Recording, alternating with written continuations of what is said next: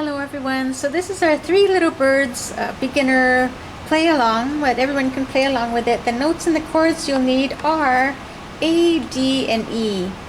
So for violin, viola, cello, and bass, you can use your open strings for violin and bass, and viola and cello, open D, open A, and then finger down on the E, first tape of the D string. So take a look at your fingerings, write it down, pin it. Here it is a little closer if it's hard to see. Violin, viola, and cello and bass. Okay, then for the ukulele, these are your three chords.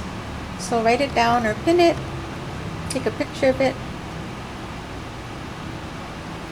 And for guitar, these are your three chords. So write it down, take a picture of it or pin it. And now let's do the Three Little Birds play along.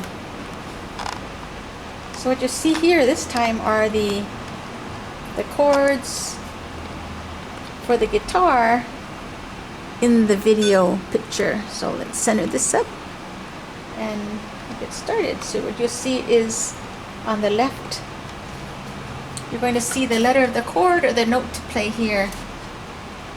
And getting ready. Here we go.